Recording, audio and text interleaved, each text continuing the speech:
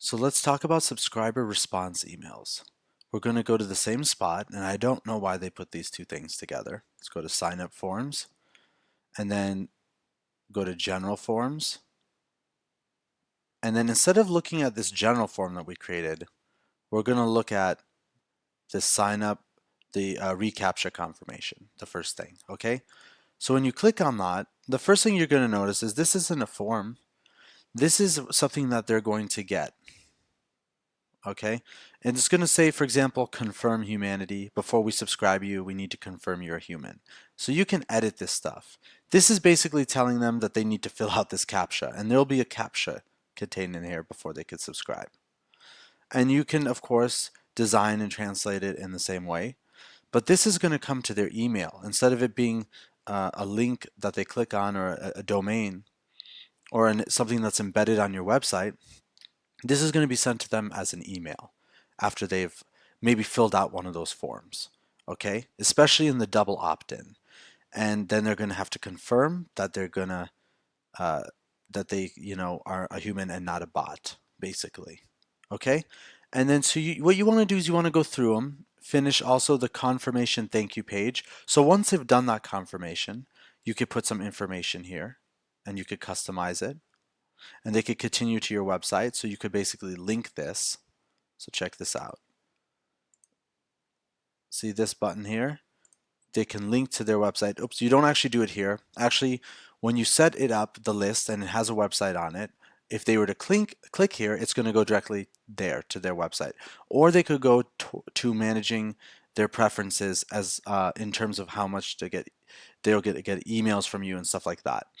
So you could actually put a lot of information in here as well, okay?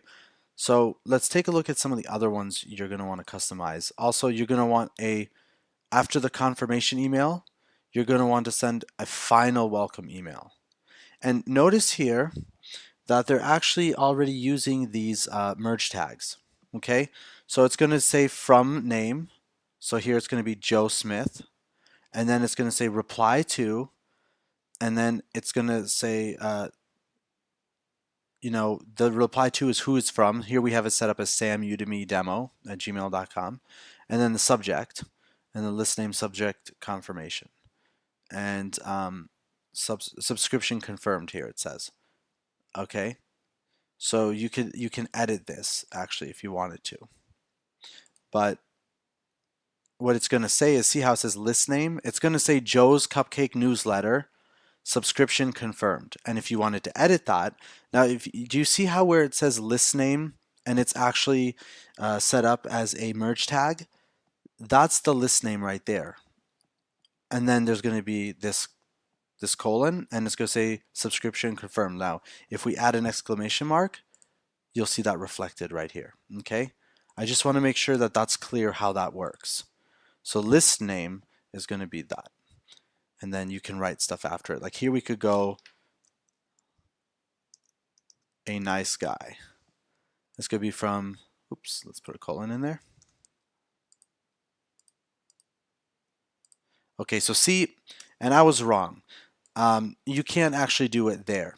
So for some reason, it's allowing you to do it here because they have a colon here.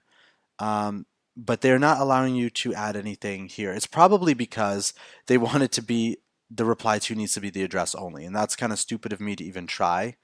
Let's try it here and see if it'll work. We're going to find out real quick. The best cupcake guy. See, so here it works. So see where it says from, you put a little colon there, and then it says Joe Smith, the best cupcake guy. So you could do that if you wanted. And my apologies for that. I should have known better, but sometimes you just have to experiment around with things.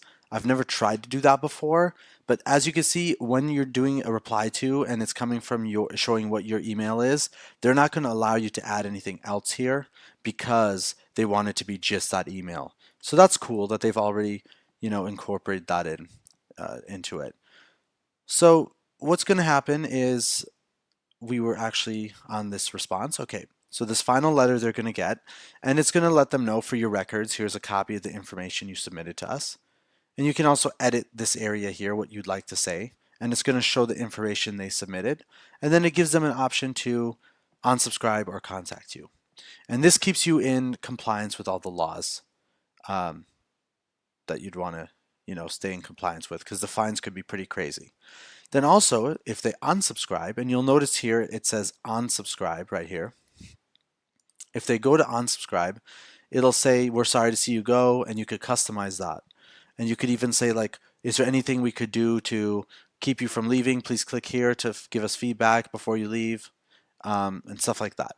Okay, you always want to do everything you can to prevent them from unsubscribing. And then if they do decide to unsubscribe, here's going to be their success page. And they can give their feedback if they'd like. And then you could also edit these areas here. Okay? Now, the goodbye email, what that is essentially is a way to get them back. So we've removed your email, and was this a mistake? You could make your last plea to keep them, and then they could actually resubscribe again back to your list. So as you can see, MailChimp is very, very smart, and they've made it very intuitive and very easy, and they've incorporated a lot of things in here that are going to actually help you retain your subscribers. And then also you could, if they get an update, if they get their profile updated, you could send them an email that their profile's been updated. I'm not going to go through each one. Profile update email sent, update profile form. I mean, and the form is, uh, different, because see, the form is going to be similar to that, right? And this is allows them to update their preferences. So this is not a response, but this would be somewhere where they could actually update. And then update profile sample form, update profile thank you page, thank you for updating your profile, yada yada. And then other bits, they could forward to a friend form, forward to a friend email about your list, campaign archive page, survey landing page, and automation landing page.